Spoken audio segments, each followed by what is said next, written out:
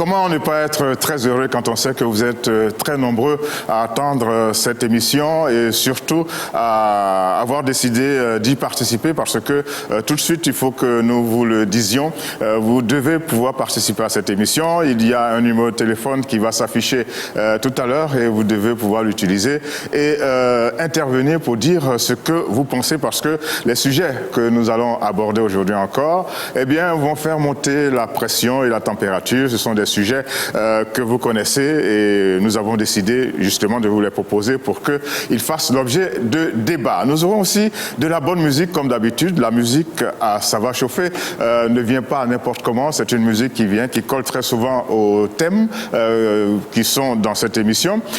Sans oublier qu'il y a des personnes que nous avons décidé de porter très haut, des personnes qui méritent que nous leur fassions un grand honneur. En tout cas, beaucoup de choses comme d'habitude dans cette émission. Nous vous adressons nos salutations les plus chaleureuses à tous et à toutes. Et n'oubliez pas, la fête des pères, c'est demain.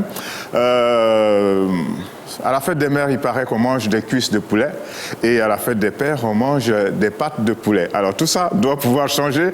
Nous allons démarrer avec un garçon, puisque demain c'est la fête de la musique. Nous allons faire de la musique sur ce plateau. Les Georgettes ont décidé de chanter, ça va être terrible. On va voir, on va entendre leur...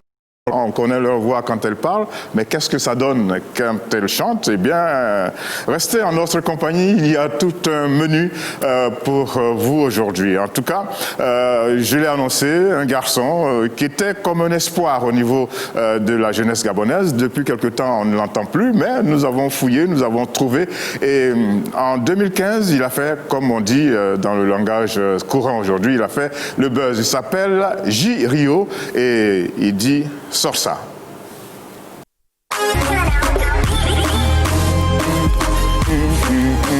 En tout cas, aujourd'hui, si les choses se passent très bien, vous allez entendre des chansons, en tout cas sur ce plateau, nous allons chanter.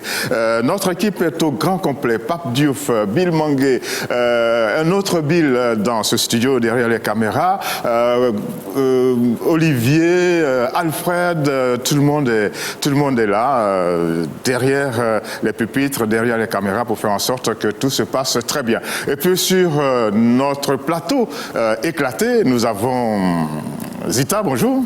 Bonjour Georges. Comment ça va? Ça va très bien. Alors, je vous ai dit qu'on allait chanter. Et Zita connaît parfaitement la chanson de tout à l'heure. C'était quoi le refrain? C'était Sors ça, sorcier. Non, faut chanter. Demain, on doit chanter tous, donc on commence aujourd'hui. Je ne maîtrise pas les paroles de la chanson. Oui, c'est pas grave. Allons-y quand même. On ne doit pas se déranger aujourd'hui. Aujourd'hui, on doit pouvoir chanter. On n'a pas le choix. Donc, on attend. Messieurs, dames, nous tous, nous attendons. Nous sommes accrochés à Zita. Juste le petit refrain. C'est ça la nouvelle donnée. Mais voilà. Ce soir, je suis venue. Je sais pas trop. Voilà, ok, ça suffit. Bonjour Axel. Bonjour Georges. Comment ça va? Tout le monde, ça va très bien. Comment s'appelle votre chemise? Dashiki. Comment? Dashiki. Là? Dashiki. Ah bon? Non, je croyais que c'était la Addis Abeba, non? Non? Comment s'est passée la semaine? Oh, très bien passé. Le fait le plus marquant de l'actualité ou bien celui que vous avez vécu intensément, le point le plus fort selon vous?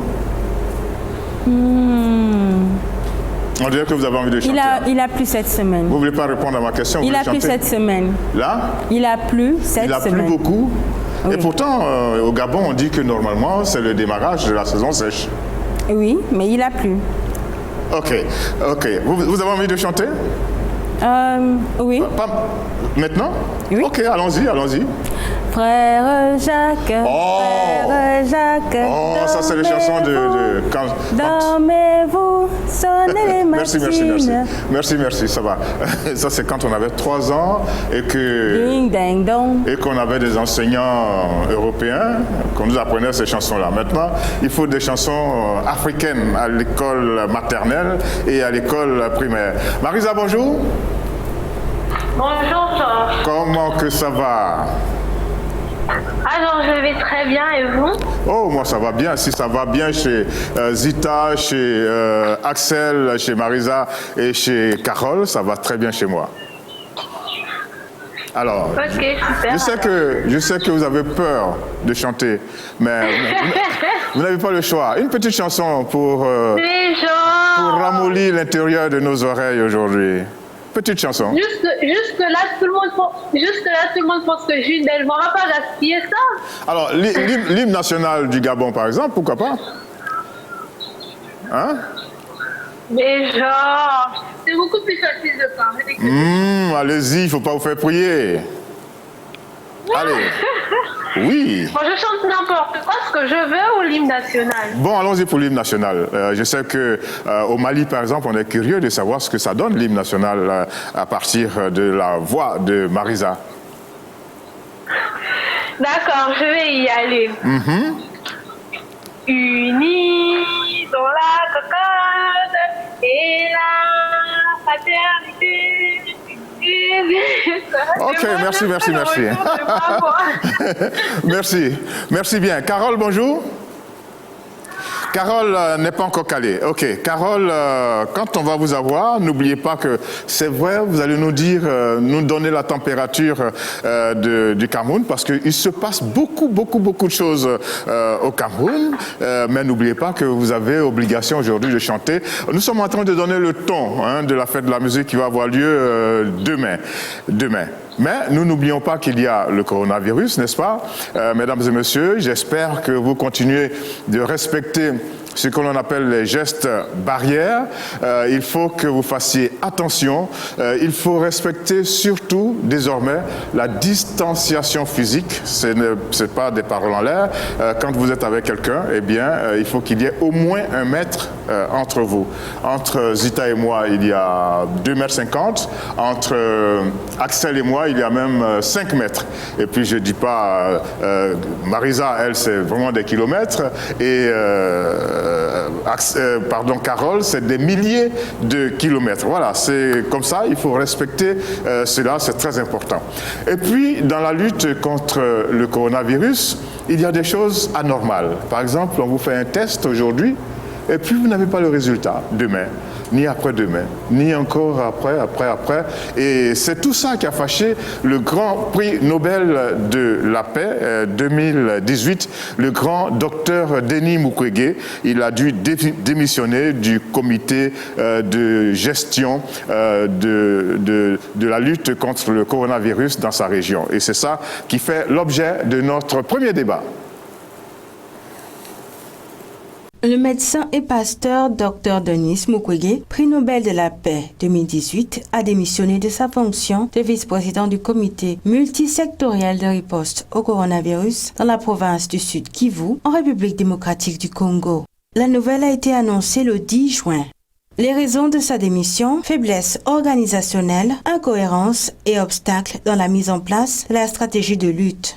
Dr Denis Mukwege avait été nommé le 30 mars. Pour lui, la RDC est au début d'une courbe exponentielle épidémiologique et il n'était plus possible d'appliquer une stratégie uniquement préventive. Il a aussi dénoncé l'absence de tests et le non-respect des mesures de prévention.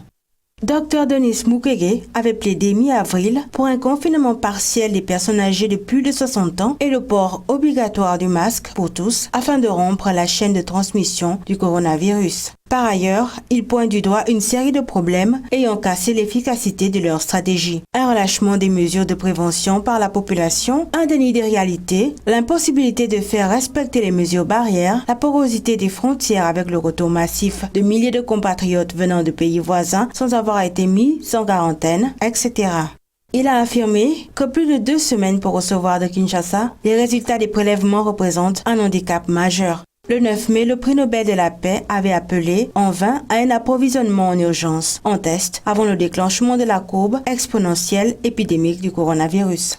Pourtant, la stratégie de lutte dans la région est basée sur tester, identifier, isoler et traiter. Toutes ces insuffisances l'ont poussé à démissionner de sa fonction de vice-président du comité multisectoriel de riposte au coronavirus dans la province du Sud Kivu. Mais Dr Denis Mukwege entend tout de même continuer à offrir sa contribution intellectuelle dans la lutte contre la pandémie dans sa province. Il se consacre à nouveau entièrement à sa responsabilité médicale première, qui est de soigner l'afflux de malades à l'hôpital de Ponzi, qu'il a fondé à Bukavu, la capitale du Sud Kivu. Quels commentaires faites-vous sur les raisons de cette démission? Dites-les-nous au plus 241 74 55 11 02 si vous êtes hors du Gabon et au 07 45 51 10 2 si vous êtes au Gabon. Alors, je reprends le numéro de téléphone pour vous, mesdames et messieurs. 077 55 11 02 si vous êtes au Gabon et plus 241 77 55 11 02 si vous appelez d'un pays en dehors du Gabon. Vous devez pouvoir participer à cette émission. Alors, il sera question de quoi? Il sera question de nous dire, dans la stratégie de lutte contre le coronavirus dans vos différents pays, quelles sont les failles que vous découvrez? Est-ce qu'il y a suffisamment de sensibilisation? Y a-t-il suffisamment de masques? Est-ce que, en tout cas, c'est à vous de nous dire ce qu'il y a comme faille dans les différentes stratégies de lutte contre le coronavirus dans vos villes, dans vos villages, dans votre pays. Et puis, quand on a un grand monsieur comme Denis Mukwege, prix Nobel de la paix, le minimum qu'on puisse faire, c'est faire preuve de rigueur. Et devant le manque de rigueur, eh bien, ce grand monsieur a décidé de claquer la porte. Qu'est-ce que vous en pensez, Zita? Bon, malheureusement, moi je pense que je crois qu'il n'aurait pas dû démissionner. Il n'aurait pas dû démissionner? Non. Pourquoi? Parce que c'est vrai, tout ce qu'il dénonce, que ce soit le déni de la part des populations, que ce soit le manque d'équipement, il n'y a pas de test. Il n'y a pas de test. Quand vous faites un test, les résultats arrivent 15 jours après. 15 jours après. Tout ça, là, c'est vraiment très déplorable face à la situation actuelle. Mais je pense qu'il aurait dû quand même rester.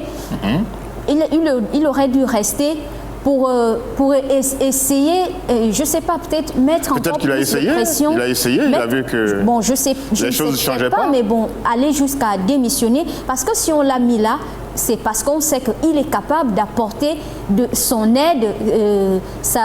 Tout le monde connaît le mais il dit qu'il est toujours disponible. Tout ce que ce médecin-là fait au niveau de la RDC et surtout avec les femmes victimes de violences sexuelles ainsi que des enfants. Moi, je pense qu'il aurait dû rester. Au lieu de démissionner et repartir dans sa clinique. Marisa, qu'est-ce que vous en pensez? En attendant de dire, en attendant que chacune dise les failles dans la lutte contre le coronavirus, qu'est-ce que vous pensez de cette démission du prix Nobel de la paix, Dr Denis Mukwege? Moi, je pense que le docteur n'aurait pas dû démissionner parce que, comme le disait ma collaboratrice, Zita, s'il a été mis là, c'est que les dirigeants savaient ce qu'il avait à apporter, la plus-value, ce qu'il pouvait amener en plus dans le comité de riposte. Donc, peu importe les raisons qui ont été énoncées, le non-respect des gestes barrières par la population, ça n'a rien à voir avec le gouvernement ou avec le comité de riposte. Le manque de masques, je pense que c'est un problème auquel tous les pays font face en ce moment. Et la stratégie, peut-être les propositions qu'il a faites qui n'ont pas été retenues ou qui n'ont pas été rapidement mises en place. Mais bon, je me dis que... Il y avait quand même trop de défaillances. Oui, et il n'a pas envie d'engager sa responsabilité dans cette différente défaillance. Oui, et le fait qu'il y ait trop de défaillances, justement, devait le pousser à essayer de faire bouger un peu plus les choses, à essayer d'améliorer les choses, parce qu'il a beaucoup plus à apporter en étant là qu'en partant. Mais après, je comprends également sa position. Il s'est senti à un moment inutile, non? Oui, peut-être il s'est senti à un moment inutile, surtout dans la mesure où on sait que le docteur, c'est plus un praticien. Il est plus sur le terrain, il aime plus sentir que je suis en train de faire quelque chose plutôt que juste de donner des instructions ou écrire sur un bout de papier. On sait bien que le docteur, c'est quelqu'un qui aime être sur le terrain et qui aime vraiment apporter ce qu'il sait faire en fait. Donc, hormis le fait que je ne sois pas d'accord avec sa décision de partir, je comprends quand même sa position parce qu'il s'est justifié en disant qu'il partait dans la clinique pour gérer le flux de malades qui allait arriver. Parce qu'il a estimé que par rapport aux défaillances de la stratégie qui a été mise en place, il y aurait eu beaucoup de malades qui devraient suivre. Et donc, plutôt que de rester là à être assis dans un bureau où les choses n'avancent pas vraiment, il a préféré aller en clinique où il sait que les malades viendront et il pourrait les traiter. Donc, dans tous les cas, il apporte sa contribution à la nation dans la gestion de cette crise sanitaire. D'accord, bien noté. Est-ce que Axel est d'accord avec Dr Denis Mukwege? Je comprends en fait qu'il n'a pas voulu être associé à l'incompétence à un éventuel échec. Non, à l'incompétence des autorités sanitaires, parce que c'est quand même aberrant, on va le répéter, le sempiternel problème de l'incompétence, du manque de ceci, du manque des besoins basiques, parce que quand même ce qu'il dit est grave. C'est comme si en fait les autorités prenaient ça à la légère. C'est quand même un pays où certaines personnes ont des avions. C'est quand même la RDC, la République démocratique du Congo. Je ne sais pas, des femmes ont des colliers en diamant. Comment est-ce que la santé peut-elle autant être prise à la légère? C'est pas croyable. Qu'est-ce que ça vous dit? Un test qu'on fait aujourd'hui et on a le résultat 15 jours après. 15 jours plus tard, la personne peut mourir, la personne peut contaminer tout un village. En fait, c'est un laisser-aller pas possible, c'est de l'incompétence, c'est pas normal. Je comprends en fait sa décision. Vous êtes d'accord avec lui? Il est quand même, c'est vrai qu'il faut, dans la vie, il faut de l'humilité, mais il est quand même prix Nobel de la paix. Il travaille avec des femmes depuis des années, c'est un médecin.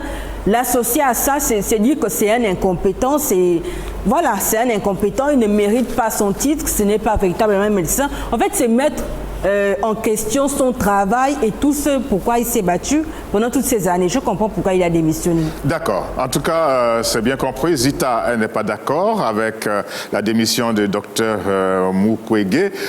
Pareil pour Marisa, mais Axel est d'accord. Alors vous, mesdames et messieurs qui nous suivez, quel est votre avis? Vous êtes d'accord avec lui? Aurait-il pu rester? Quel est votre avis? Notre numéro de téléphone s'affiche pour vous les téléspectateurs, mais comme nous avons également des auditeurs, il faut rappeler ce numéro de téléphone, plus 241 77 55 11 02 si vous appelez d'un pays en dehors du Gabon, et 074 55 11 02 si vous appelez d'un pays, si vous appelez du Gabon. Voilà, je crois que les choses sont bien nettes. Maintenant, vous allez nous dire aussi quelles sont les failles que vous découvrez dans les différentes stratégie de lutte contre le coronavirus. Axel, qu'est-ce que vous avez noté, par exemple au Gabon? Qu'est-ce qui, selon vous, ne va pas? Qu'est-ce qui vous dérange dans la lutte contre le coronavirus? En fait, c'est le manque de transparence. Le manque de transparence. Mais pourtant, le porte-parole du COPIL, il est tous les soirs devant vous à travers la télévision pour expliquer et présenter les résultats. Il annonce le nombre de cas, il annonce le nombre de cas par ville, le nombre de décès, des personnes hospitalisées, des personnes guéries. Ok, mais en fait, la population doute parce qu'on ne voit pas les malades, on ne connaît pas les malades en fait. Mais vous voulez les voir pour être d'accord Oui, parce que jusqu'à aujourd'hui, le coronavirus est apparu au Gabon. Mais qu'est-ce que vous allez faire avec les malades si vous les voyez? Mais en fait, pour avoir plus de foi, en fait. Plus de foi en ce que le COPIL... Donc vous voulez voir les malades? Les gens veulent voir, on veut voir les malades, on veut voir qui a été guéri, que beaucoup plus de personnes s'annoncent en disant que j'ai été guéri, j'ai été guéri, j'ai été guéri. Parce que c'est ça, en fait, le véritable problème. On entend le nombre de cas, on entend le nombre de... Mais on ne sait pas exactement comment ça se passe. Vous voulez voir surtout ceux qui sont guéris? Est-ce qu'au lieu de 4000 cas, il n'y a que 400 cas? Est-ce qu'au lieu de 20 morts, il n'y a que du coronavirus, il n'y a que 2 morts? Les gens sont quand même sérieux. Ils ne vont pas annoncer 4000 à la place de 400. Je parle de la population, en fait. C'est ce que les gens la population pensent. se pose beaucoup de questions. Voilà. Mais pourtant, moi, je pense que nous avons des réponses claires et nettes. Est-ce que c'est votre avis, Zita? Je suis du même avis que Axel. Et c'est ce que la majorité des Gabonais et des populations disent. Parce que les gens n'arrivent pas à comprendre. Alors, ok, allez-y. Les gens n'arrivent pas à comprendre. Parce que pour croire en quelque chose, il faut voir. Les gens veulent voir où sont les malades. Comment est-ce Oh là là. que... Oui, Mais qu'est-ce que vous allez faire avec les malades? Pourquoi vous voulez les voir? je crois que Les voir, les toucher pour faire quoi? Non, pas les toucher. Je crois qu'en voyant les malades, en voyant ces malades-là, les gens qui sont encore dans le Mais qu'est-ce que déni... ça va vous donner de les voir? Non, les gens qui sont encore dans le déni jusqu'à maintenant, jusqu'alors, je crois qu'en voyant ces personnes hospitalisées, ces Alors, avec personnes-là tout ce qui se seront... passe, avec la décision de fermer les frontières, Oui. avec la décision de porter des masques, Malgré avec la tout décision de fermer tous les bars, les boîtes, etc. Malgré avec la tout ça, les décision gens de... ne croient toujours pas. Alors, c'est gros quand même. Oui, les gens ne croient pas. Les gens veulent Alors, voir ce qui se passe. ne quittez pas Zita. Allô, bonjour. Allô. Bonjour, allô. Vous nous appelez d'où, s'il vous plaît? Ah, ok. Il est parti. Insistez, on a besoin d'avoir votre sentiment. Zita est en train de dire? Oui, j'étais en train de dire ceci. Je crois que si l'irresponsabilité des uns et des autres continue aujourd'hui, c'est parce que le Gabonais... C'est parce qu'ils ne voient pas les malades. Oui, le Gabonais lambda, il se dit au quartier, on nous dit tous les jours, c'est vrai, ils sont transparents lorsqu'ils annoncent le nombre des cas, de nouveaux cas, le nombre de personnes guéries. Nous voulons voir par exemple... Est-ce que si vous avez un parent qui attrape le coronavirus, vous allez accepter qu'on le présente comme ça à la télévision? Non. Ah. Non. Mais on peut flouter le visage de la personne. On peut flouter les visages de ces personnes-là. Alors, à quoi ça vous aura avancé? Parce que ça va faire en sorte que la personne que jusqu'à présent ne croit pas à ce que la maladie existe puisse croire. C'est dire que, tiens, cette maladie, elle est là. Il faut vraiment que je suis les mesures que j'observe les mesures barrières. Tant qu'ils ne le feront pas, franchement, l'irresponsabilité des uns et des autres va perdurer. Marisa, est-ce que vous êtes d'accord avec ce que l'on a entendu ici? Marisa n'est pas en place, mais en tout cas, mesdames et messieurs, vous pouvez appeler pour nous dire, à partir d'ici comme à partir d'un pays en dehors du Gabon, qu'est-ce que vous pensez de la stratégie de lutte contre le coronavirus qui a été mise en place pour justement faire en sorte que la chaîne de propagation soit brisée? Il y a des failles. Il y a des failles et en RDC, Dr Denis Mukwege, devant un certain nombre de difficultés, eh bien, il a abandonné. Allô? Allô? Ah non, ça ne marche plus. Il n'y a plus personne. Alors, le numéro de téléphone, il faut bien le donner, 074 55 11 02. Si vous êtes ici au Gabon, et plus 241 74 55 11 02 si vous appelez d'un pays en dehors du Gabon. On sent que ça bouchonne. Allez-y, n'hésitez pas à appeler pour nous dire si vous êtes d'accord avec la démission de Dr Denis Mukwege. Et puis, quelles sont les failles que vous constatez dans la lutte contre le coronavirus dans votre pays, dans votre ville. Est-ce que, Axel, vous accepteriez que, si vous avez un parent, par exemple, qui est déclaré positif au Covid-19, vous accepteriez qu'on le présente comme ça à la télévision? Le visage flouté, comme a dit Zita. Le visage flouté. Oui. Alors, à quoi ça vous aura avancé? Mais parce qu'il y a des sceptiques, en fait. Et finalement, les autorités deviennent ridicules. On se dit juste c'est des chiffres, mais on ne voit rien du tout, c'est des chiffres parce que je peux me lever aussi un bon matin et dire il y a 15 000 cas, il y a 50 000 cas, il y a 70 000 cas, 30 cas au Togo, non, 30 cas au Togo, 45 Allô? cas. Allô? Allô, bonjour. Allô, bonjour. Oui, bonjour. Comment allez-vous? Vous nous appelez d'où, s'il vous plaît? Du Gabon. Du Gabon. De quelle ville? Bonjour. Vous nous appelez de quelle ville, s'il vous plaît? On appelle ça à Libreville, Pérou, là. Ok, quel est votre prénom? Nous, on a besoin de vous connaître. Ici, il y a les Georgettes, il y a Zita, il y a Axel, il y a Marisa, il y a Carole, et vous? Moi, c'est bon. Ok, alors allons-y. Quel est votre commentaire? Allô? Oui. Quel est votre commentaire? Êtes-vous d'accord avec la démission de Denis Mukwege? Et puis, quelles sont les failles que vous constatez dans la stratégie de lutte contre le coronavirus ici? Ok, il est parti. On attend que vous continuiez de réagir. Alors, en plus de ça, qu'est-ce qu'il y a comme autre faille, Zita? Qu'est-ce que vous constatez d'autre? Bon, ce que je constate d'autre, c'est toujours qu'on dit par exemple à la population, en ce qui concerne le Gabon, à la population de se laver par exemple les mains.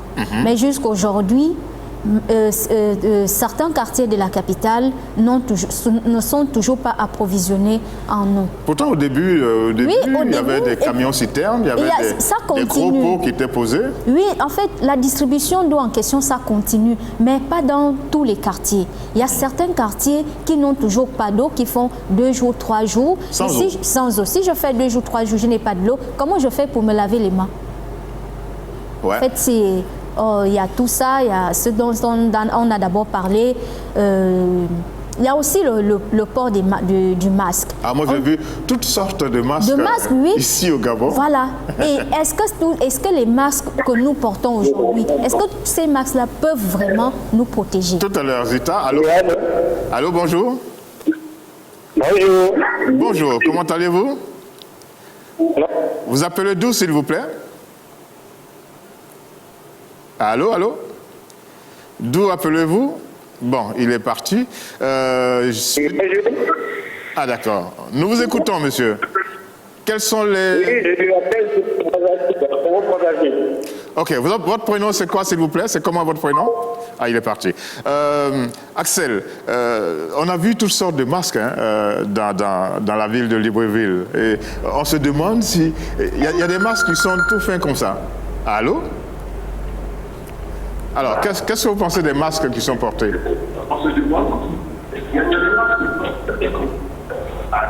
Oui, allô? Nous ne vous entendons pas bien, le son n'est pas bien maîtrisé, la technologie, il faut qu'elle s'améliore. Ok, ça aussi c'est un problème parce qu'il paraît que quand on appelle le numéro vert, eh bien il est difficile de les avoir, mais il faut comprendre aussi que ça bouchonne là-bas également. Axel, je suis à vous. Bon, les masques, on a dit qu'il y a plusieurs sortes de masques. Il y a des masques qui sont... Moi j'ai vu des masques fins comme ça. 2-3 cm juste de largeur.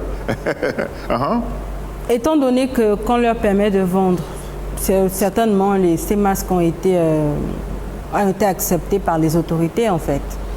Alors, il ne faut pas porter un masque pour le porter. Et puis, dans certains pays, il y a des masques qui ont été distribués. Je prends des grands pays développés qui ont donc de grands moyens. Les masques ont été développés.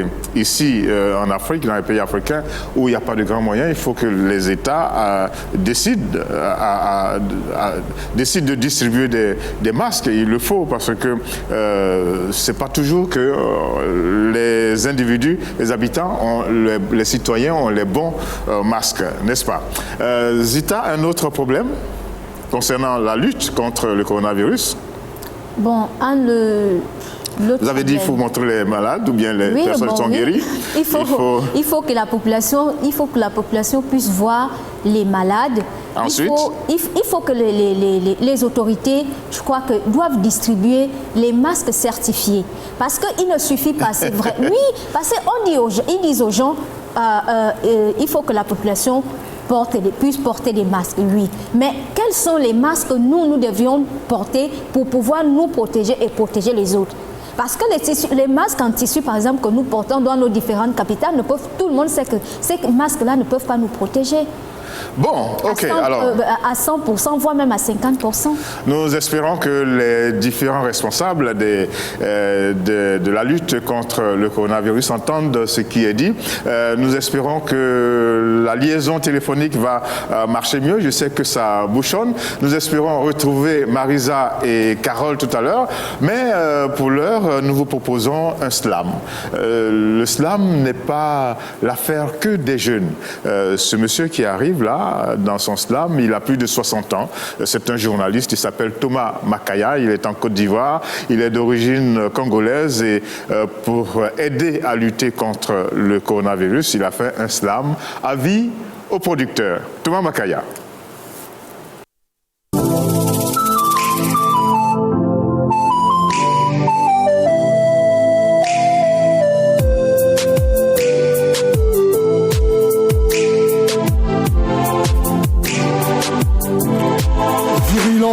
D'un virus qui qui agit sans quitus.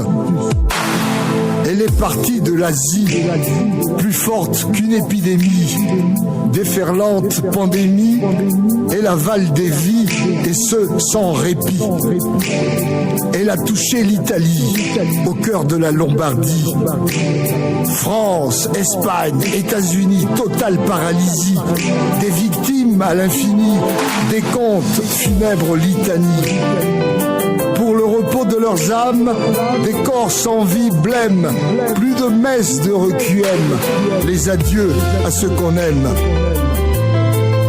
Lassé de creuser des tombes, on assiste à une hécatombe causée par un invisible atome.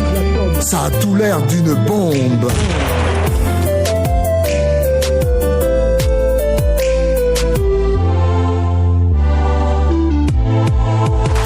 Virulence d'un virus qui agit sans quitus. À la barbe des scientifiques, défiant leur savoir en pratique, elle met le cap sur l'Afrique, continent devenu frénétique. Pays en état d'urgence, appel à la prudence. L'ennemi est tenace, la riposte se veut efficace. C'est un tueur imprévisible, tout le monde est sa cible, il se croit invincible, mais on le vaincra mordicus, autour d'un consensus, débouchant sur un blocus. Tsunami sanitaire, mesures élémentaires, solutions salutaires, confinement volontaire. Covid-19 est une réalité, c'est ça qui est la vérité. Virulence d'un virus qui agit sans quitus.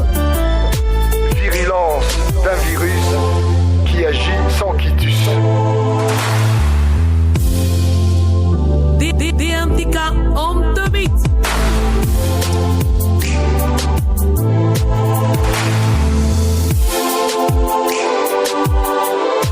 Virulence d'un virus qui agit sans quitus.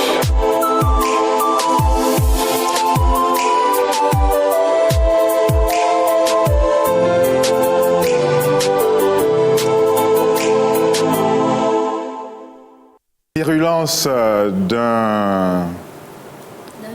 d'un virus qui agit sans quitus. Signé Thomas Makaya, journaliste. Il a fait les beaux jours de Radio Côte d'Ivoire et actuellement il se bat dans le cadre de l'environnement et certainement qu'il ferait encore parler de lui. En tout cas, bonjour cher Aîné et merci beaucoup pour cette contribution à la lutte contre le coronavirus. Nous allons donner un coup d'accélérateur à notre programme et nous retrouver maintenant dans le zigzag commenté pour vous par Zita. Il s'agit de points de repère en matière de culture.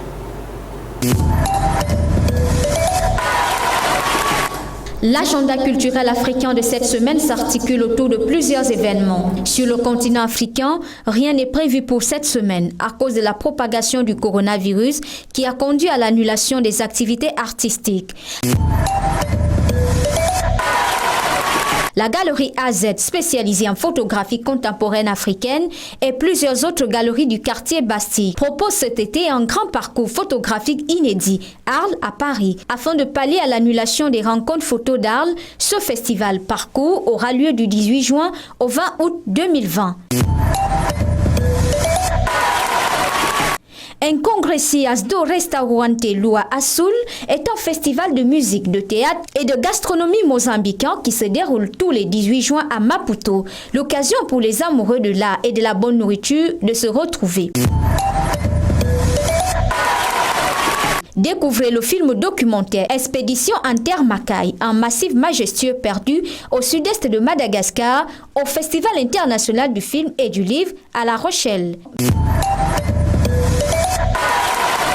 Venez assister au plus grand salon afro-caraïbéen d'Europe du 20 au 21 juin 2020 au Event Center. Le salon Afrique Unie est le rendez-vous des acteurs des diasporas africaines, de l'Afrique et des Caraïbes. Le lieu où se rencontrent des hommes et des femmes qui participent au développement à la fois sur le plan culturel, économique et social de l'Afrique. En l'espace de 5 ans, ce salon est devenu la plaque tournante des opportunités d'affaires pour tous ceux qui veulent investir en Afrique. Pour les visiteurs et les exposants, le salon Afrique Unie est un générateur de business et conjugue le plaisir d'une sortie conviviale, de découverte en famille et la possibilité de faire des achats, participer à des ateliers et des conférences débats. C'est tout pour ce tour d'horizon de la semaine. À la semaine prochaine.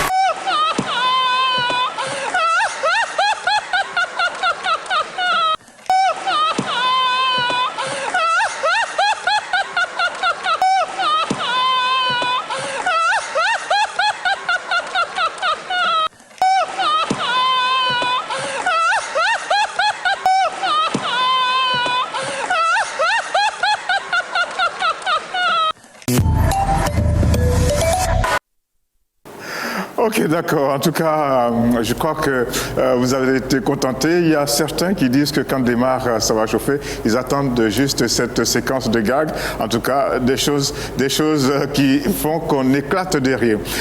Carole est en ligne. Carole, bonjour.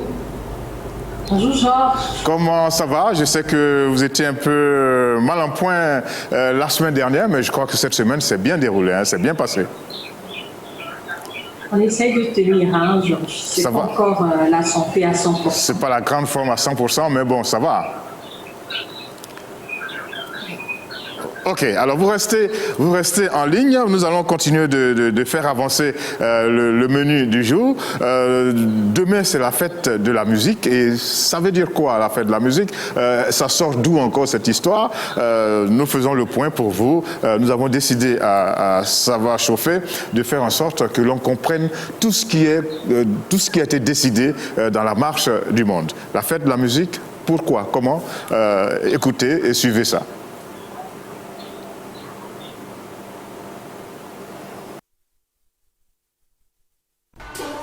La fête de la musique a lieu à travers le monde le 21 juin, principalement le soir et la nuit jusqu'au lendemain matin. Cette date coïncide le plus souvent avec le premier jour de l'été dans l'hémisphère nord. La fête de la musique est actuellement célébrée dans une centaine de pays.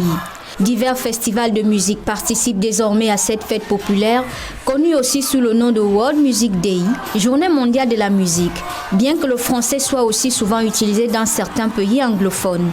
La fête de la musique a d'abord été imaginée en 1976 par le musicien américain Joel Cohen, qui travaillait alors pour France Musique. Cohen proposa pour cette chaîne les Saturnales de la musique, des fêtes romaines qui se déroulaient une semaine avant le solstice d'été, le 21 juin et le 21 décembre. Le projet de Cohen a été réalisé le 21 juin 1976 dans l'ouest parisien et à Toulouse. Le 10 juin 1981, André Henry, nommé dans le nouveau ministère du Temps libre, organise la fête de la musique et de la jeunesse, place de la République à Paris, avec Jacques Higelin et Téléphone pour célébrer l'arrivée de François Mitterrand au pouvoir et le discours du 10 juin 1936 de Léo Lagrange. Cette initiative inspire Jack Lang, alors ministre de la Culture, qui crée une une fête musicale populaire, la fête de la musique. Jack Long et Maurice Fleuret, directeurs de la musique et de la danse du ministère, également influencés par Cohen, donnent ainsi l'impulsion décisive à l'événement et la première fête nationale est célébrée le 21 juin 1982. En 2011, cette fête s'est complètement internationalisée. En moins de 30 ans, elle est reprise dans 110 pays sur les 5 continents et les 2 hémisphères avec plus de 340 villes participantes dans le monde.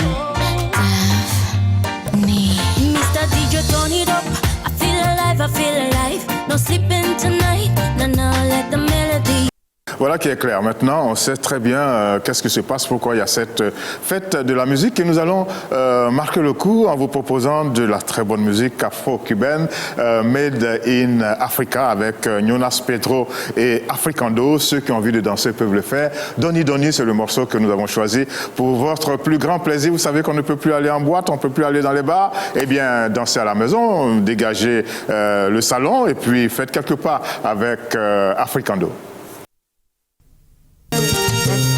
Voilà, merci beaucoup. Très bonne musique signée Africando. J'espère que vous avez esquissé quelques très bons pas de musique, très bons pas de danse, pardon, salsa. Et comme ça, j'imagine mon cher ami Aboubacar Touré Junior en train de faire des pirouettes, de faire des pas de danse. En tout cas, il faut se libérer de temps en temps. Aujourd'hui, c'est le week-end et c'est la fête de la musique. Et puis, pourquoi pas, il faut, avec la pression du coronavirus, avec tout ce que ce virus nous empêche de faire, eh bien, on peut s'éclater à la maison, n'est-ce pas? Maintenant, nous avons décidé de vous proposer notre rubrique méritocratie qui va se faire en 2 parties. La première partie concerne le Maroc. Le Maroc a décidé, et ça, il faut le saluer avec une salve d'applaudissements, le Maroc a décidé de venir en aide à 15 pays d'Afrique. C'est ça, la solidarité africaine. Le royaume chérifien annonce l'acheminement de 8 millions de masques, 900 000 visières, 600 000 charlottes médicales, 60 000 blouses, 300 000 litres de gel hydroalcoolique, ainsi que 75 000 boîtes de chloroquine et 15 000 boîtes d'azithromycine vers le Burkina Faso, le Cameroun, les Comores, le Congo, Eswatini, la Guinée-Bissau, le Malawi, la Mauritanie, le Niger, la République démocratique du Congo, ainsi que le Sénégal, la Tanzanie, le Tchad et la Zambie. Les produits et équipements de protection offerts sont exclusivement fabriqués au Maroc par des entreprises nationales. Conformément aux normes de l'OMS, l'Organisation mondiale de la santé, une main tendue vers le continent africain, que le Maroc avait également concrétisé en avril dernier, en mettant la polyclinique militaire Mohamed VI de Sébé-Ninkoro dans la banlieue de Bamako à disposition des autorités maliennes pour accueillir les patients infectés par le Covid-19. Cette initiative vise à accompagner des pays africains frères du Maroc dans leur effort de lutte contre la pandémie du Covid-19 et la création d'une plateforme d'entraide africaine. Cette action de solidarité constitue en effet un signal fort qui s'inscrit dans la même lignée que l'appel lancé par le souverain Alaoud le 13 avril dernier, invitant les chefs d'État africains à établir un cadre opérationnel d'accompagnement des pays les plus vulnérables dans la gestion de l'impact sanitaire, économique et social de la pandémie. Dans ce cadre, le roi Mohamed VI s'était notamment entretenu avec le président ivoirien Alassane Ouattara et le président sénégalais Macky Sall lors d'un entretien téléphonique. On peut applaudir le roi du Maroc, on peut applaudir le Maroc. La solidarité africaine, elle est agissante là, elle est palpable.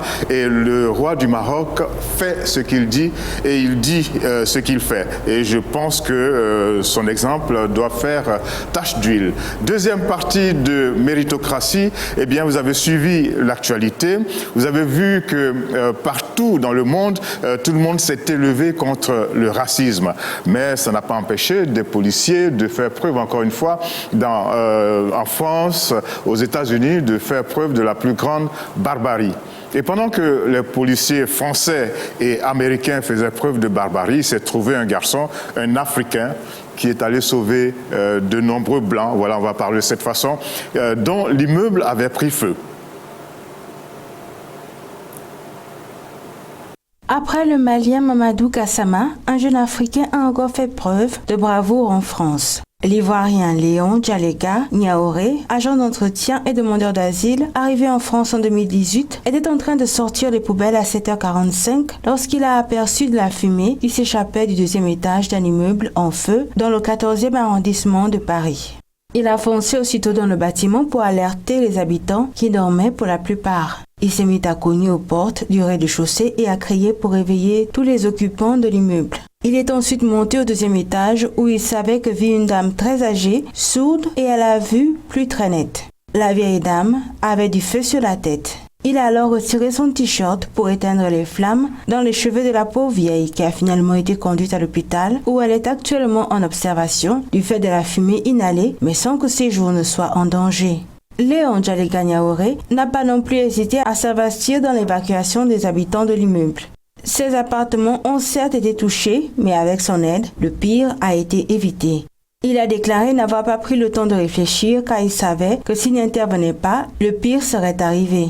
Tous les riverains et habitants du 134 boulevard Brune, dans le 14e arrondissement, Porte Orléans, ont loué le courage de Léon Djalega Niaoré. À travers cet acte de bravoure, ce natif de Lakota, dans le centre-ouest de la Côte d'Ivoire, pourra-t-il voir sa demande de carte de séjour être satisfaite par les autorités administratives françaises? Toujours est-il que Karine Petit, la maire du 14e arrondissement qui est venue au gymnase où les familles sinistrées ont été accueillies, a salué la bravoure du jeune Ivoirien qui avait toujours été présent à son travail, même pendant le confinement. Léon Djalega Niaoré s'est dit très touché par les applaudissements qu'il a reçus. Il a ajouté « Ça m'a fait du bien car il est important de s'entraider et d'être solidaire. » À son tour, il a été transporté à l'hôpital pour avoir inhalé des fumées dangereuses.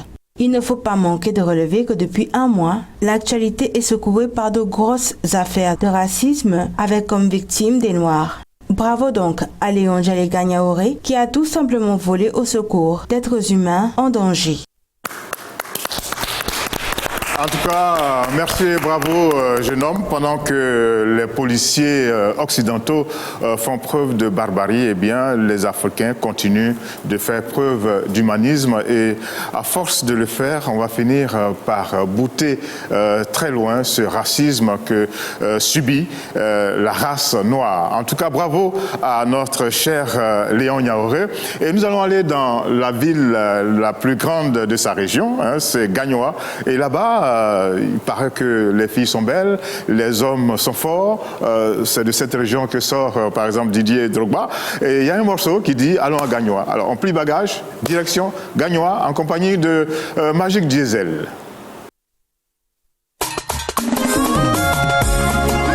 Magic Pro 200. Ok, d'accord. Ceux qui ont envie de prendre un ticket pour Gagnoa, il va falloir attendre que les frontières s'ouvrent et que les avions reprennent leur vol dans le ciel africain.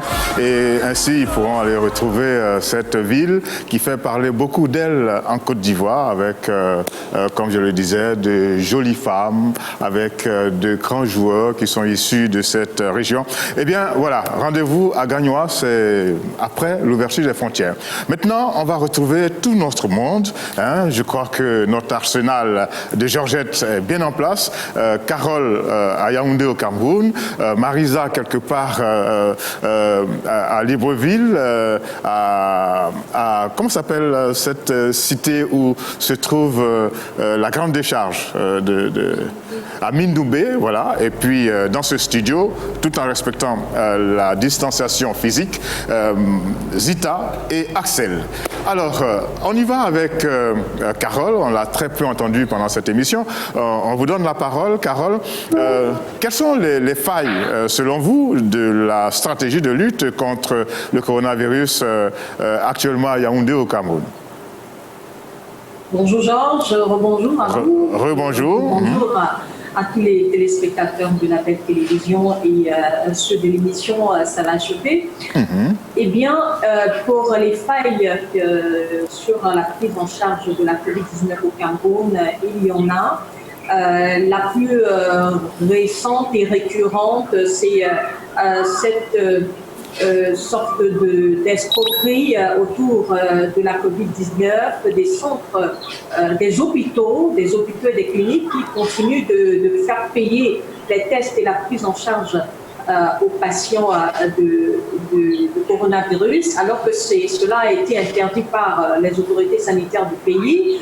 Le ministre de la Santé a déclaré hier qu'il avait mis en place un comité mixte, une brigade mixte composée des éléments du ministère de la Santé publique et de la direction de la Sûreté nationale pour traquer toute personne ou tout hôpital qui profiterait donc de la détresse des Camerounais pour se faire de l'argent. Alors on va dire que quand on prend une décision, il faut se donner les moyens de la faire exécuter. Donc il revient à l'État de contrôler, de se donner les moyens de contrôler, de faire en sorte que la décision qui est prise soit bien exécutée, n'est-ce pas? Voilà, c'est sûr que ce n'est pas la seule faille. Hein. On a ouvert plusieurs centres de prise en charge à travers le pays qui ne sont pas toujours, qui ne sont pas occupés. Tous les malades continuent à être renvoyés à la maison. Il y a des hôpitaux régionaux, c'est-à-dire les hôpitaux de référence des grandes régions du Cameroun qui ne sont pas dotés en matériel efficace de prise en charge. Ce qui fait que lorsque vous amenez votre malade de Covid-19, on vous regarde comme si vous étiez une statue, aucune réaction, et les dirigeants de l'hôpital qui vous demandent de rentrer chez vous parce que l'hôpital n'a pas de matériel de prise en charge. Et ça, c'est pas intéressant du tout. Voilà. C'est pas du tout intéressant. Ce qui a été déclaré par les autorités. Alors Carole, dites-nous, à combien de cas sommes-nous aujourd'hui au Cameroun? 11 281 cas. 11 200 81 cas de Covid, dont 3 347 actifs actuellement. Il y a une montée en flèche. Il y a beaucoup de guéris. Il y a beaucoup de guéris. 7 634 guéris. Quand même. Sur 11 000 cas de Covid confirmés. Quand même. Mais on continue d'enregistrer, on ne sait pas comment ça se fait, on continue d'enregistrer les cas tous les jours au Cameroun, de nouveaux cas de Covid-19 et de nouveaux décès également. Nous sommes à 300 décès aujourd'hui de Covid-19. Bon, ça fait beaucoup, mais on espère que la situation va être maîtrisée. Comme disent les spécialistes, on espère que le pic va être atteint. Ce pic-là, on ne sait pas qui le décide, on ne sait pas comment il est déterminé. En tout cas, on espère que le pic va être atteint et qu'après, la courbe va avoir un sens inverse. Maintenant, allons-y dans les autres faits d'actualité du Cameroun. Ça bouge au Cameroun, la température n'arrête pas de monter. La semaine dernière, on a parlé de cette affaire concernant le journaliste mort Samuel Ouazizi. Cette affaire n'a pas encore pu être éteinte que dans le milieu de la presse, des médias, eh bien, il y en a une autre qui explose. De quoi s'agit-il? Il s'agit de l'arrestation spectaculaire d'un journaliste, le directeur, l'ex-directeur de la télévision Vision 4, la dernière née des chaînes de télévision au Cameroun, Vision 4, qui est détenue par un puissant magnat des médias, Jean-Pierre Belinga Amoudou, qui est le PDG du groupe Anecdote, celui-là même qui a racheté la chaîne de 3A Télé-Sud à Paris récemment. Voilà, donc cette affaire de cette arrestation spectaculaire dans les locaux, le procureur de la République qui a mobilisé 2 camions de gendarmes pour venir arrêter ce journaliste dans son bureau. Il a été déchaussé avant d'être envoyé dans le camion qui était venu le chercher. Ces chaussures posaient problème? On ne sait pas. Voilà. Donc, ça fait partie de cette humiliation voulue par le dirigeant de cette boîte-là. Une humiliation qui est donc décriée sur les réseaux sociaux, tant par les personnes qui soutenaient le journaliste auparavant, tant par ses détracteurs sur les réseaux sociaux. Qu'on aime ou qu'on n'aime pas Ernest Dieudonné Obamanana, celui-là même qui a été arrêté, qu'on aime ou qu'on n'aime pas, la procédure utilisée lors de son arrestation est humiliante et dégradante et fait perdre toute dignité à ce corps de journalistes au Cameroun. Donc c'est la dernière actualité en ce qui concerne alors, le monde des médias est toujours secoué au Cameroun, mais surtout qu'il il a été arrêté sans charge. On ne lui a pas signifié ses charges, d'après ses propres déclarations. Ce n'est qu'au lendemain de son arrestation, de son incarcération dans les cellules du secrétariat d'État à la Défense, qu'on lui a appris de quoi il était question, de quoi il était accusé. Et de quoi il est question ? Il est question, son patron qui a déposé la plainte des heures après son arrestation, parle de haute trahison, des plaintes des griefs que beaucoup jugent un peu farfelus, parce que quand on parle de haute trahison, il s'agit de l'État, du Cameroun ou du président de la République. Haute trahison. De haute trahison, de détournement de fonds, d'atteinte à la sûreté de l'État. En fait, on ne comprend pas très bien ce qui se passe. Donc, il y a plusieurs personnes qui sont accusées sur le coup. Il y a la justice camerounaise qui a donc procédé à cette arrestation-là à travers le procureur de la République de Yaoundé.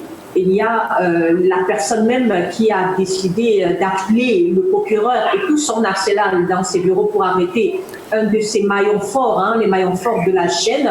C'est Ernest Obama qui fait partie de ceux qui ont créé Vision 4, qui ont mis sur pied cette chaîne-là et ce groupe qui a fait parler ce groupe de chaînes composé de radio, de presse écrite, etc. Qui a fait parler de ce groupe-là à travers le monde. On est un peu déçus qu'aujourd'hui que sa fin se passe de cette manière. Ok, Carole, on va quitter les turbulences du secteur des médias pour entrer dans d'autres turbulences. On parlait la semaine dernière du décès du richissime Victor Fotso. Il paraît que la famille s'est emparée du corps, faisant en sorte que les obsèques soient en pointillés. En tout cas, on ne sait pas si ces obsèques auront bel et bien lieu dans les jours qui arrivent. En principe, le corps est arrivé à Yaoundé, à l'aéroport international de Yaoundé-Simalène dans la nuit d'hier pour les obsèques qui doivent se tenir normalement ce week-end. Et comme c'est un ressortissant de l'ethnie Bamileke au Cameroun, et il était notable, son corps ne doit pas passer la nuit à l'air libre, parce que c'est comme ça que ça se passe dans les traditions. Quand on est notable, on n'expose pas, on ne laisse pas passer le corps une fois sorti de la mort. Et puis, ces 25 épouses ne se sont toujours pas entendues sur la date réelle de ses obsèques, de son enterrement. Ça ne va pas être très évident, 25 épouses.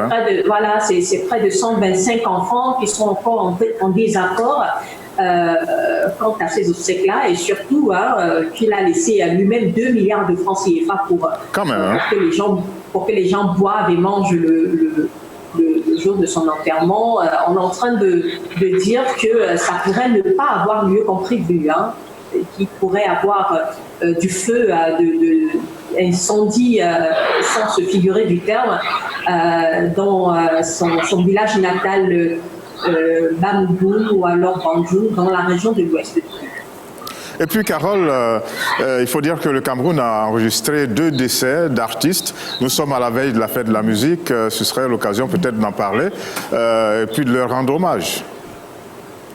Oui, le premier à avoir quitté ce monde la semaine dernière, c'était l'artiste Claude Ndam, un ressortissant du département du Noun dans la région de l'Ouest Cameroun, mais qui avait été adopté par toute la population camerounaise. Il chantait en français et en langue bamoun, une langue que tout le monde ne comprend pas, mais à cause de sa mélodie, à raison de la façon de chanter, de ses mélodies enivrantes, etc., il avait été adopté par toutes les tribus du Cameroun. On dansait sans comprendre ce qu'il disait quand il chantait en langue bamoun. Claude Ndam.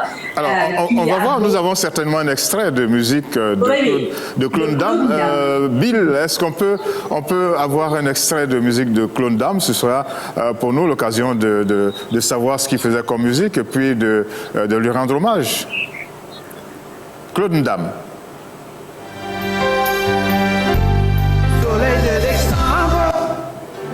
Qui s'en est allé, Claude Ndam. Et puis il y en a une autre, Maman Nguéa, Carole. Oui, Maman Nguéa, la Camerounaise, c'était son nom d'artiste, Maman Nguéa. On ne la présente plus au Cameroun, hein. C'est la chanteuse et c'est l'artiste camerounaise. C'est celle-là qui a fait danser le Cameroun depuis plusieurs décennies. Une femme qui a commencé très fort et qui, malheureusement, dans ces derniers jours, a souffert de maladies. Elle avait été amputée de 2 jambes il y a quelques mois. Elle souffrait de diabète. Et elle avait même lancé une quête de solidarité sur les réseaux sociaux parce qu'elle n'avait plus assez d'argent pour prendre soin d'elle-même. Les internautes ont fait appel à Samuel Eto'o-Fils, à qui elle avait rendu hommage dans une de ses chansons. Eto'o-Fils, ils ont fait appel au ministre de la Culture, à plusieurs personnalités à qui Maman Nguéa avait rendu hommage de son vivant, mais malheureusement, je ne sais pas si cette solidarité-là s'est concrétisée. En tout cas, les internautes camerounais se sont eux-mêmes personnellement mobilisés, qui donnaient 1 000 francs, qui donnaient 10 000 francs pour que Maman Nguéa recouvre la santé. Malheureusement, le diabète et ses nombreuses complications ont donc arrêté le rêve des Camerounais. Alors on va la regarder, l'entendre quelques secondes pendant ces instants. Ce sera pour nous l'occasion de l'apprécier encore et de faire en sorte que ceux qui ne l'ont pas connue à travers l'Afrique, eh bien, la découvrent. Et nous allons prendre l'engagement de la proposer la semaine prochaine pendant le Ça va chauffer que nous aurons. Mais déjà, un petit aperçu de ce que sait faire, de ce qu'a su faire Maman Nguéa. Au plaisir d'un footballeur qui met la barre au fond de l'Espagne. Une maison au bleu de couleur et au fils c'est un grand footballeur.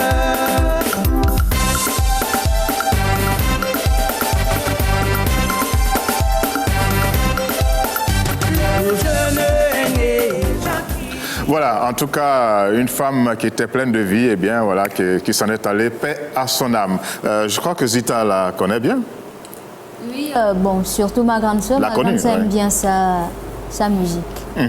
Qu'est-ce que vous retenez, Axel, de la panoplie d'informations tombées sur le plateau de Ça va chauffer avec Carole concernant le Cameroun? Que 2 artistes sont décédés et que, en fait, le décès du milliardaire est tumultueux. Ça ne m'étonne pas, en fait, parce qu'il y a tellement de partis, 25 femmes. 25 femmes, 150 enfants, 125 enfants. Ce ne sera pas facile à gérer, en fait.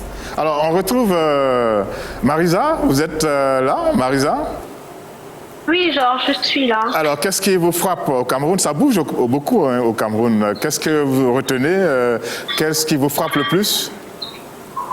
Effectivement, Georges, ça bouge beaucoup au Cameroun et au-delà de toutes les informations que Carole nous a données, moi je reste choquée sur les défaillances liées à la gestion du coronavirus, notamment le fait qu'elle nous ait dit qu'il y a des structures sanitaires qui faisaient payer la prise en charge du coronavirus aux patients, alors que cela a été pris en charge totalement par le gouvernement. On a même interdit que les frais soient que les frais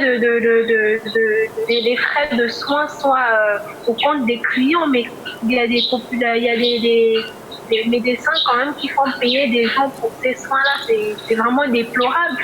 Et ça montre que l'État, que les forces de l'ordre ne sont pas vraiment sur le terrain pour voir comment les choses se passent. Et heureusement qu'ils ont annoncé que toutes les personnes qui seraient attrapées dans cette situation paieront pour leurs actes, mais c'est vraiment choquant. Et au-delà de cela, je suis encore très choquée par l'arrestation du journaliste de la chaîne de télé énoncée par Carole. La dernière fois, la semaine passée encore, on parlait du manque de liberté de la presse ou des conditions arbitraires dans lesquelles les journalistes étaient arrêtés ou des mauvais traitements qu'ils recevaient, et de se dire qu'à quelques semaines à peine de la mort du confrère Samuel Ouazizi, on se retrouve dans une situation à peu près similaire. Dieu merci, on ne parle pas encore de mort, mais qui sait ce qui pourrait arriver, parce que un être humain, quand il est arrêté avec 2 camions remplis de policiers, quand des choses avant même d'être avant même d'être dans le véhicule de défense de l'ordre, je me demande bien quels sont les traitements qui lui seront réservés une fois en cellule, parce que là, ça montre clairement que les personnes qui l'ont arrêté ont vraiment de la rancune contre lui, et on ne sait pas à quoi ça pourra mener. Donc je suis encore une fois choquée par cela. Même s'il faut arrêter quelqu'un pour des charges, il faut le faire dans les règles de l'art, porter plainte et énoncer à la personne ce pourquoi il est arrêté, et même dans la procédure d'arrestation, respecter la loi. Et tant que quelqu'un n'a pas été jugé, il est innocent. Tant que quelqu'un n'a pas été jugé. Voilà, il est présumé innocent. Voilà. Donc c'est humilier une personnalité de cette envergure. Ça ne fait que ternir l'image, l'image de la presse. Comment va-t-on respecter les journalistes si on ne peut pas les respecter? Comment vont-ils continuer à faire leur travail s'ils ont la boule au ventre de se dire qu'à n'importe quel moment X ou Y, ils pourraient être malmenés ou traqués ou arrêtés ou même tués parce qu'ils ont fait leur travail? Donc là, ça c'est une des choses qui m'a encore beaucoup révoltée. Maintenant, pour parler de tous les problèmes liés aux funérailles du milliardaire Victor Fotso, comme l'a dit une de mes collaboratrices tout à l'heure, Axel, c'est normal. Oui, Axel. C'est normal en fait que cela se passe comme ça. il y a des turbulences autour de ces obsèques. Et 25 épouses et 125 enfants, attention, c'est beaucoup. Déjà qu'avec une seule épouse, c'est compliqué de gérer les choses, mais 25, chacun va vouloir donner son avis, chacun va vouloir que les choses se fassent à son gré. Bon, d'accord, c'est compris. Il y a quand même 2 milliards qui sont disponibles pour les obsèques de ce grand milliardaire, et donc ces 2 milliards peut-être vont mettre tout le monde d'accord. Alors, Bill, la fête des pères, c'est demain. Et c'est sûr qu'elle n'aura pas le même retentissement que la fête des mères. Si vous voulez bien, on va modifier un peu notre conducteur et puis aller directement à ce sujet, commenté par une des Georgettes. La fête des pères, c'est quoi? De quoi s'agit-il? Et pourquoi si peu d'enthousiasme autour de cette fête des grands responsables des familles? La fête des pères est une fête annuelle célébrée en l'honneur des pères dans de nombreux pays. À cette occasion, les enfants offrent des cadeaux à leurs pères, des gâteaux, des fleurs ou des objets qu'ils ont confectionnés. Cette fête est également célébrée par les adultes de tout âge pour honorer leurs pères. La date de la fête des pères varie d'un pays à un autre, mais en général, elle a lieu dans la deuxième moitié de juin. Cette année, elle a été programmée au dimanche 21 juin. La tradition de la fête des pères prend forme au XIXe siècle lorsque se développe la recharge sacrale et la dévotion à Saint Joseph. Le pape Pie IX fixe au 3e dimanche après Pâques la fête du patronage de Saint Joseph et le déclare patron de l'Église universelle, tandis que le pape Pie X transfère cette fête au mercredi précédent sous le titre de solennité de Saint Joseph en 1914. La première fête des pères non religieuses est créée au début du XXe siècle aux États-Unis. Après plusieurs tentatives, c'est la fête instituée le 19 juin 1910 par Sonora Smart Todd qui connaît un certain succès. L'institutrice, regrettant qu'il n'existe aucun jour dédié au père contrairement à la fête des mères, a le désir de rendre hommage à son père qui avait élevé seul ses 6 enfants après la mort de son épouse. Dans les années 1930, Dodd commercialise la fête en proposant d'offrir des cadeaux auprès des vendeurs de vêtements masculins, de débutants, de tabac. En 1972, le président américain Richard Nixon instaure la fête des pères comme célébration nationale et en fait un jour férié. Différentes traditions variables selon les pays se sont développées depuis. Malheureusement, un fait demeure, la fête des pères n'anime pas autant les foules que la fête des mères. Souvent même, cette fête passe inaperçue, obligeant certains à rechercher les raisons d'une telle tiédeur. Les avis sont divers. Les hommes ne seraient pas très attirés par les fêtes, ce sont plus d'accomplir leurs obligations familiales, ou encore ce serait le comportement peu responsable de certains pères, plus géniteurs et démissionnaires que modèles. Qu'en pensez-vous? Faites le plus 241 74 55 11 02 si vous êtes hors du Gabon et le 07 45 51 10 2 si vous êtes au Gabon. Alors ça va être difficile qu'on ouvre maintenant le débat. Il est pratiquement, dans quelques minutes, nous aurons bouclé. Vous avez envie de dire bonne fête des pères à votre papa, bien sûr? Bonne Zita? fête des pères à tous les pères du monde. À tous les pères du monde. Oui. Moi, le mien, il s'appelait Paul. Le vôtre? Il y en a même qui en ont 2 ou 3. Hein? Ouais.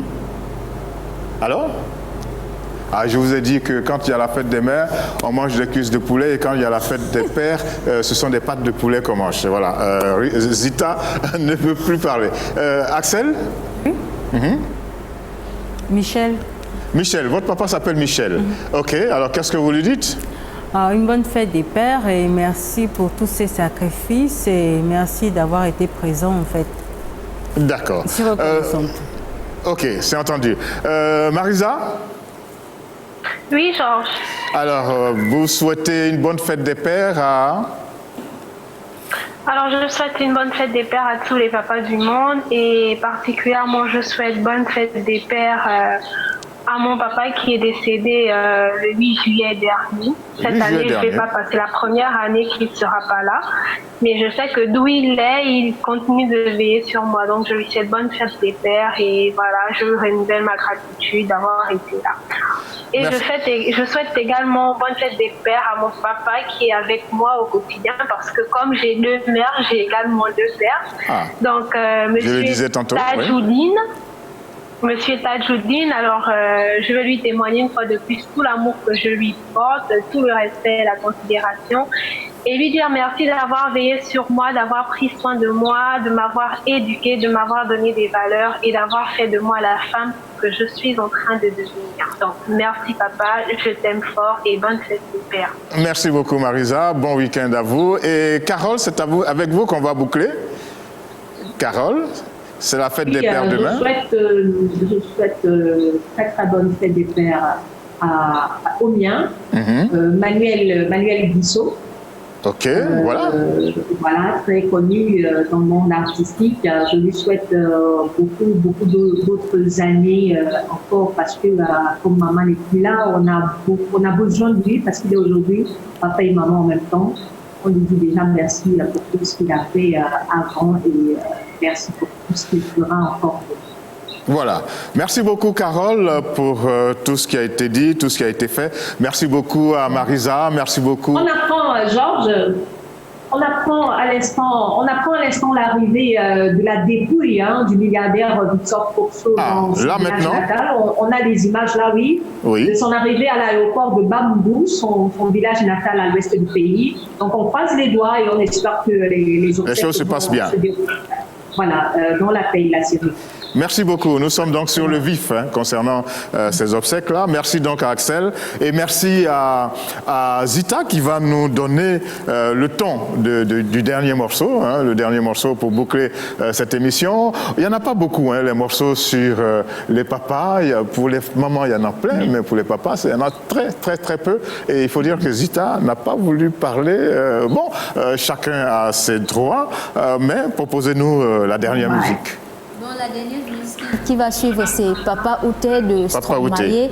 Malheureusement, les pères ne sont pas souvent très présents dans la vie de leurs enfants. Mais ils vont chercher la pitance pour la famille. Voilà. C'est ça qu'on oublie toujours. C'est peut-être ce qui explique cette ingratitude-là. Ok, bon. Alors, il faut souhaiter une bonne fête à tous les papas et espérer que tous ceux qui sont fâchés, ne le soient plus, parce que le papa, quand il va à la recherche des moyens, eh bien, des fois, il n'est pas forcément présent dans la famille parce qu'il faut trouver ces moyens et ce n'est pas toujours très facile. Bonne fête à tous les papas. Merci beaucoup à vous, mesdames et messieurs, d'être restés en notre compagnie.